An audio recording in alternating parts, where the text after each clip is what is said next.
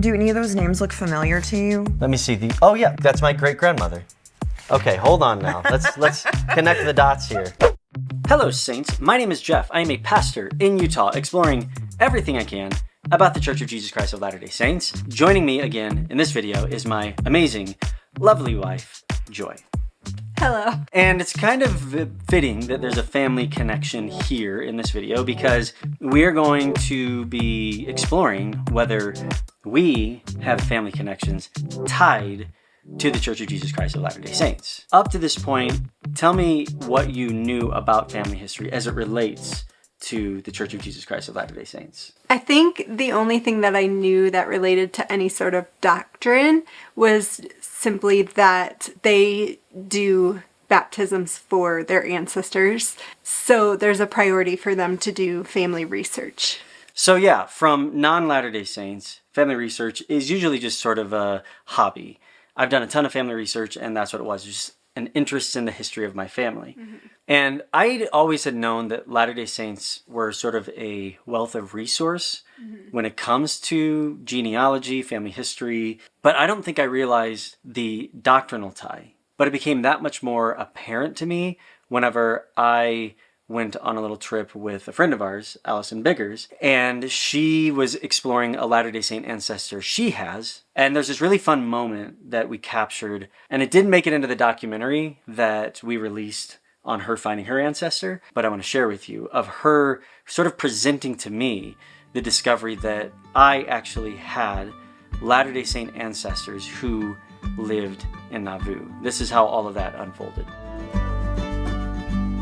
Okay, so you did a lot of research, you did a lot of preparation for this trip. This extra research that I asked you to do by my request was to see if I might have any Latter-day Saint connections in my ancestry. Right.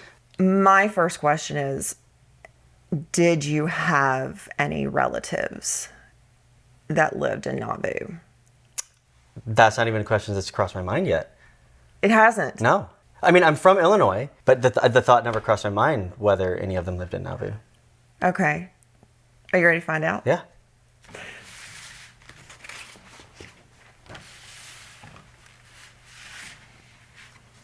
Mary Boren. Mm-hmm.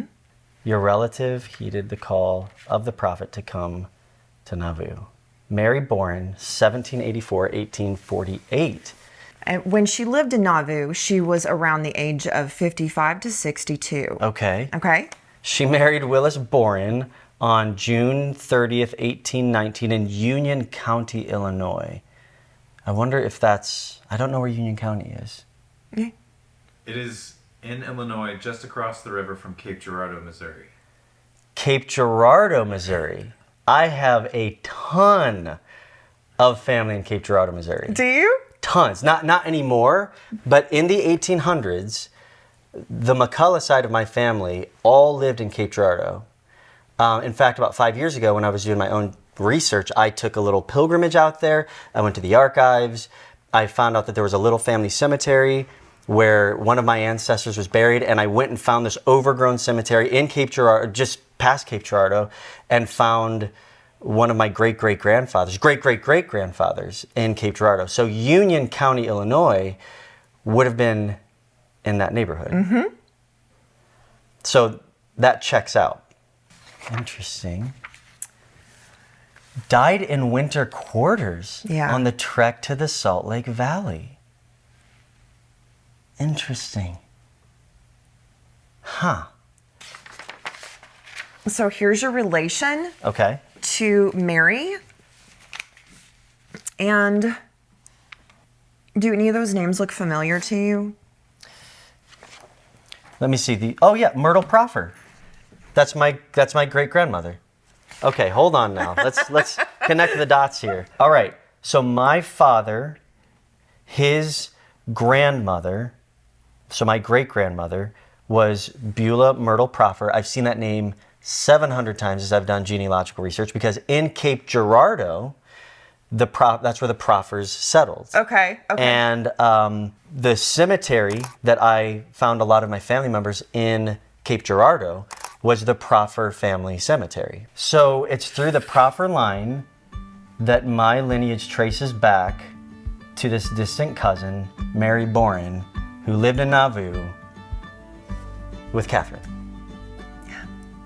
So even though this clip didn't make it into the final video, I was really happy with the way the documentary came together and actually sent it on to a connection I had in the church communication department and said, hey, you might find this video interesting. Also, I might want to do some more family history research. Is there any way I could get access to shooting video in the Family History Center in downtown Salt Lake City? And they said, yeah, of course.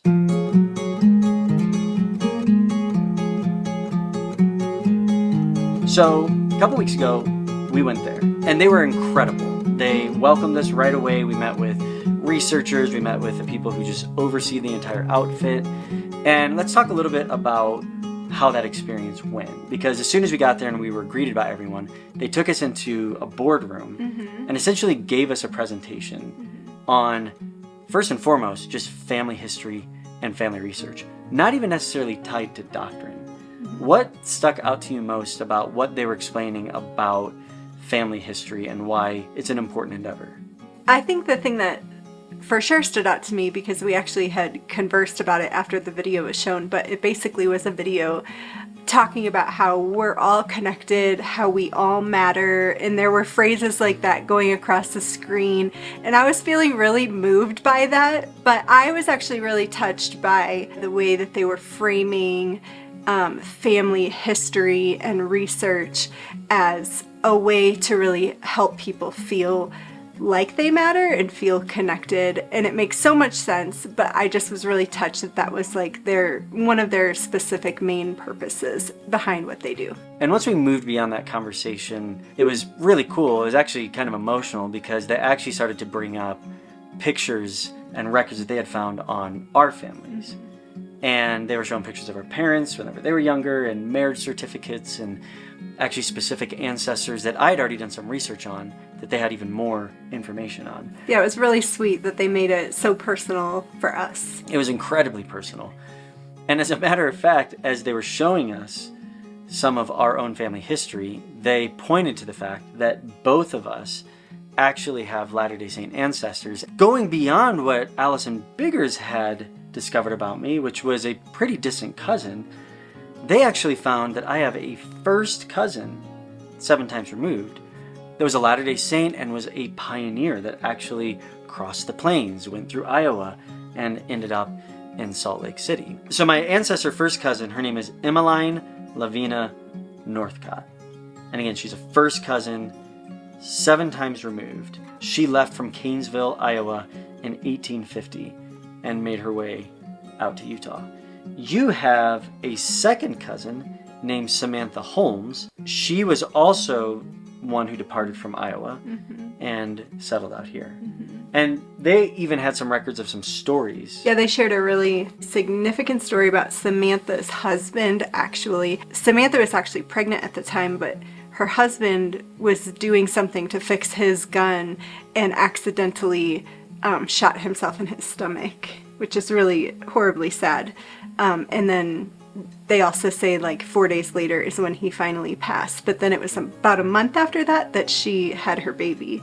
So there's something about hearing really specific, I mean, those are heart-wrenching details, but hearing really specific details that make me feel even more so connected. And like it's important to know what happened, how these people arrived where they are today, and what their stories are too. I mean, it just goes to show like there are untold stories that we can't even number that have just been sort of forgotten to time.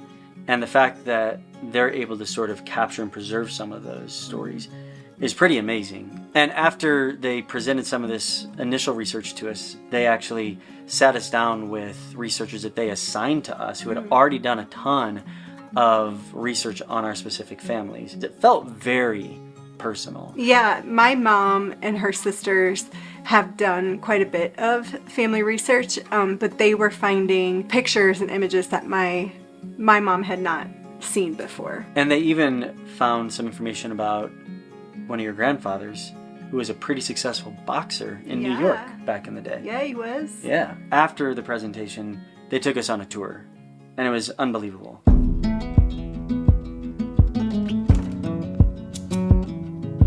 The amount of resources that they walked us through was incredible. Just in one drawer, they're pulling out files of information that I'm just like, where did this come from? They had countless bookshelves, drawers full of microfilm. They had tons of computers everywhere because people are welcome into this space, which I also think is incredible. We haven't really touched on this, but that it's a free resource for anyone and everyone.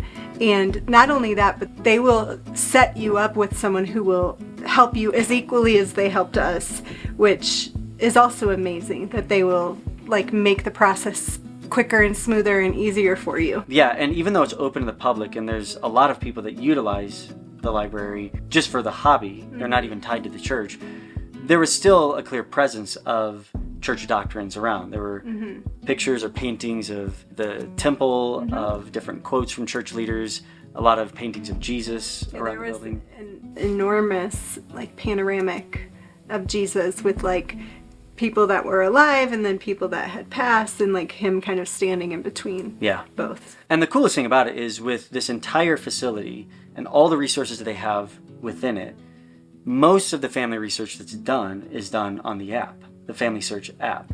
Right, which anybody can go and download right now. And it's all free. And we're not getting paid to advertise for them. We were just that enamored and impressed with how everything ran. And I had an amazing opportunity to sit with the director of the Family History Center. His name is Lyn Turner. And he and I had a really cool conversation where he not only explained to me a little bit more about the facility and about how they provide resources for family research, but how it even ties into Latter-day Saint doctrine. So you're the director of the Family Search Library. And how long have you been in the role? Almost 2 years. Okay.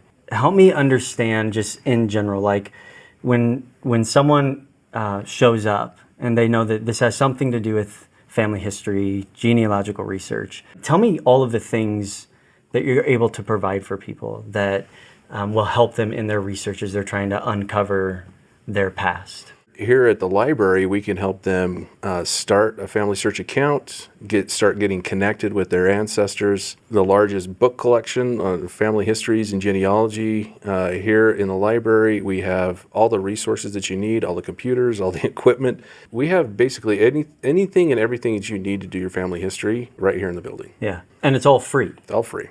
And to be more specific, the church essentially is providing these services, which I know have church-specific motivations, but at the same time, you're serving the broader effort that anyone might have, even if they're not a church member, Absolutely. to make these connections. Yes. People connect with their family differently, right?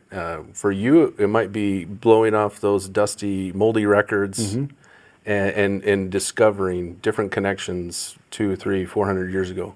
For your wife, it might be seeing a photo of a grandparent or a great-grandparent and having the flood of memories come back and kind of igniting that connection that she has with them. Our goal here is to enable inspiring experiences with our family as we connect with our ancestors and with our family in general, past, present, and future. Yeah. And so it's more than just connecting with our deceased ancestors. It's connecting with our family on any level that is going to be inspiring to you. Which I think is beautiful because connection seems to be like the word that all this continues to come back to. Like I can connect with that.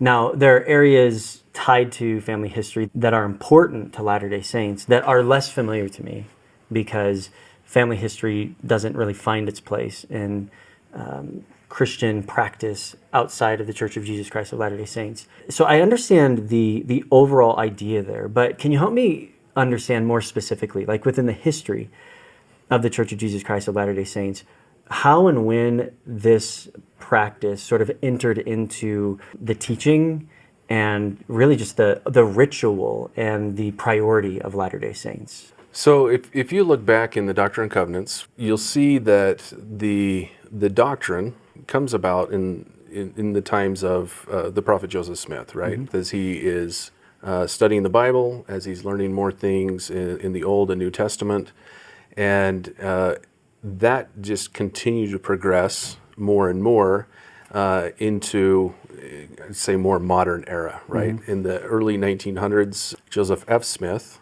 the prophet at the time, had an additional revelation that talked more about ancestors, the life, the spirit world, and the need for temples and the proxy work that goes on in temples. And so it started very early.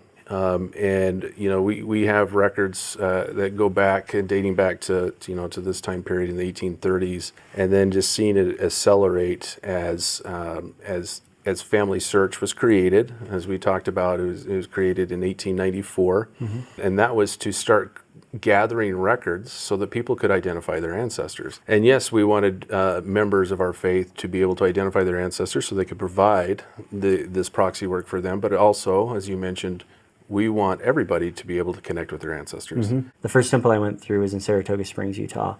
And as the tour guide took us through the various areas, we arrived at the sealing room, and he said, this is what all of this is about.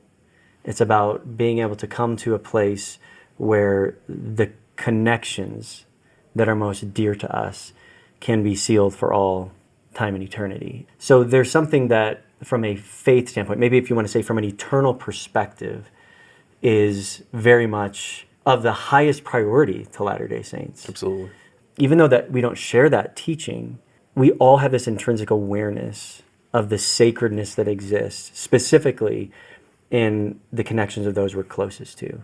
So then help me understand then, like, how does this integrate into what I might call like the everyday experience of a Latter-day Saint? Whether people are coming here to the Family Search Library, which we love, right? We want people to come here, or using one of our Family Search centers, which we have over 6,000 around the world, or even if they're doing it at home, right? We have a website, familysearch.org, that you're familiar with, that's where we record all the information, right? For your everyday Latter-day Saint, they're recording that information there, and as they're identifying their ancestors, they're also identifying those that need temple proxy work done for them. And if they do that work here, you're showing me, like, essentially you'll have a card and QR code, it represents that individual, and it helps then as they take that to the temple and they begin to do proxy work on behalf of that individual.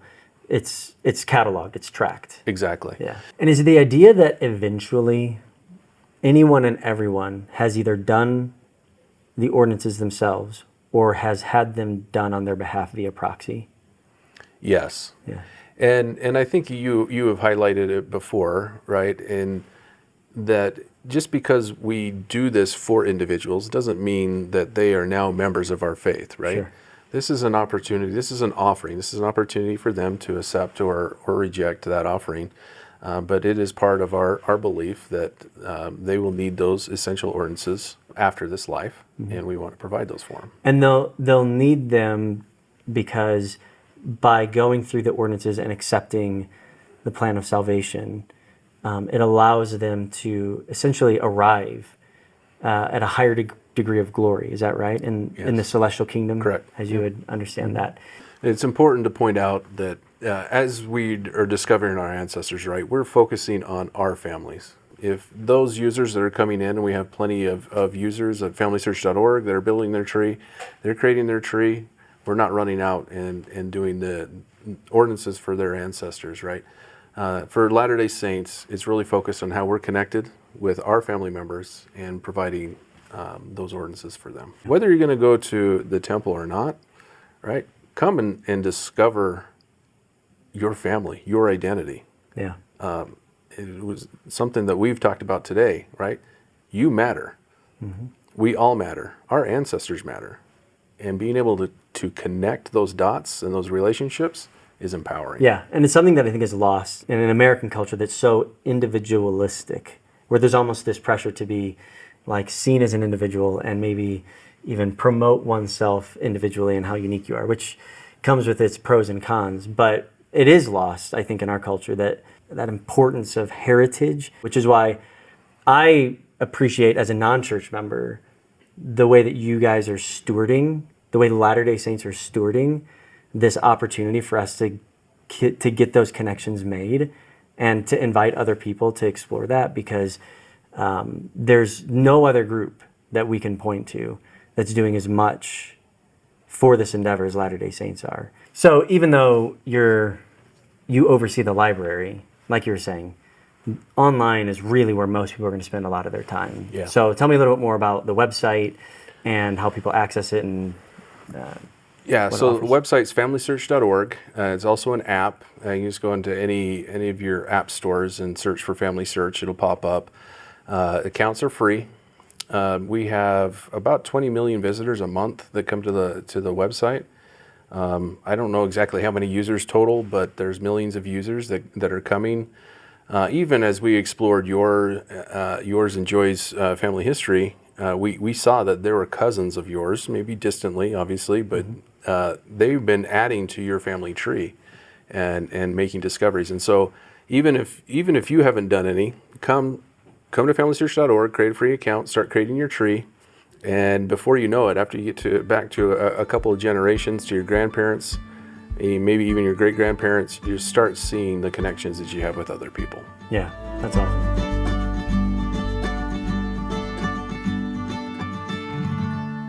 So having the opportunity to sit with Lyn and for him to not only explain more about the Family History Center, but his passion for it, why it's important to him, and also why it's important to members was really helpful. I felt more connected, which was really, if you listen to that conversation, that's sort of the theme. It's all about making those connections, even if you don't go as far as doctrinal practices like proxy baptisms.